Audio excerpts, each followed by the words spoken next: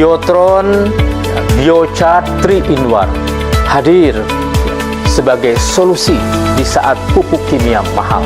Biotron di dalamnya ada biochar, berperan penting di dalam penyediaan oksigen, di dalam penyediaan air, dan sebagai tempat yang nyaman bagi mikroba penyubur tanah. Kemudian biochar ini dilengkapi juga dengan pupuk organik sebagai sumber nutrisi. Selain itu, Biotron juga dilengkapi dengan agen hayati. Sekaligus juga Biotron akan segera diimplementasikan di dalam program Gerakan Tani Pro Organik, Genta Organik di seluruh pelosok tanah air.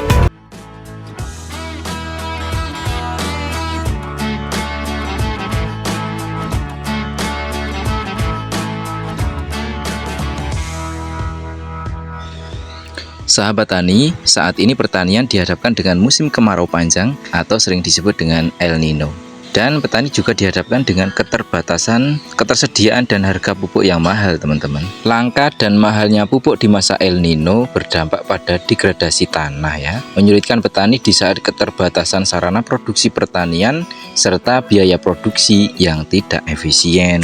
Kita semua juga tahu ya bahwa petani itu dalam penerapan pupuk di lapangan itu pupuk itu hanya dilepas begitu saja. Kemudian penggunaan pupuk organik juga tidak pada tempatnya ya teman-teman.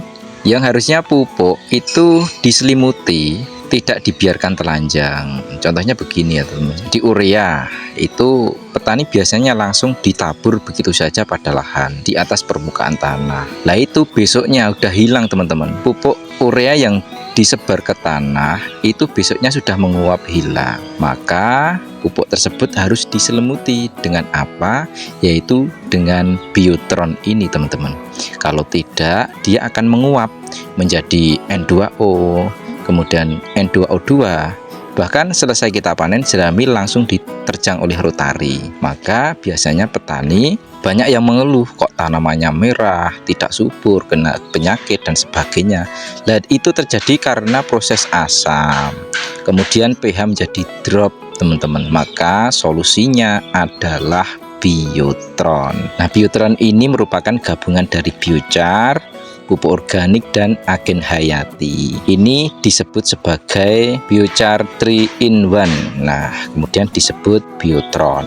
Biotron berfungsi untuk menyediakan oksigen, air, dan nutrisi bagi tanaman. Dengan demikian, Biotron menciptakan lingkungan yang ideal bagi mikroba penyubur tanah. Pupuk organik dalam Biotron membantu memperbaiki struktur dan pH tanah. Sementara agen hayati bertugas mengendalikan organisme pengganggu tanaman atau sering disebut OPT teman-teman. Nah, untuk bahan pembuat Biotron sendiri, yang pertama tentunya adalah biochar, atau teman-teman juga bisa menggunakan arang sekam seperti ini ya teman-teman.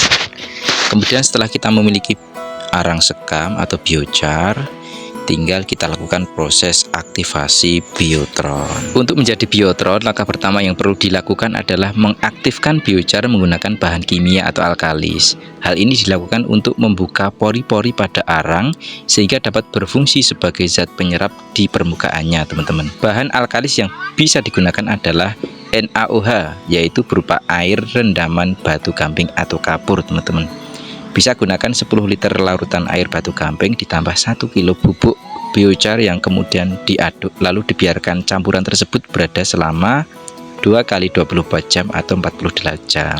Nah, setelah 2 hari dilakukan pencucian, kemudian penerisan untuk dilakukan proses dekarboksilasi, yaitu pengeluaran karbon dioksida yang bersifat toksik dari biochar.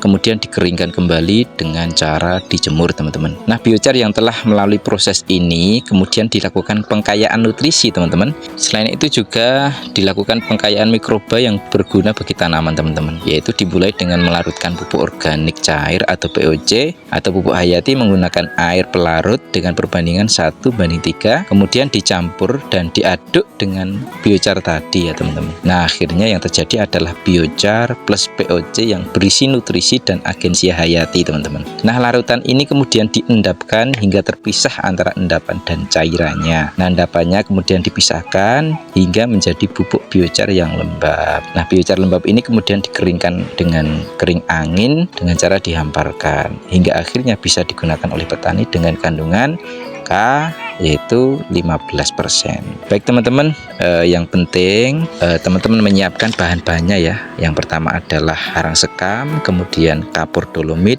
dan yang ketiga adalah POC, teman-teman. Untuk praktek akan kita praktekkan besok di episode berikutnya ya teman-teman. Tetap ikuti terus channel ini supaya teman-teman tidak ketinggalan informasi-informasi yang bermanfaat bagi para petani semuanya.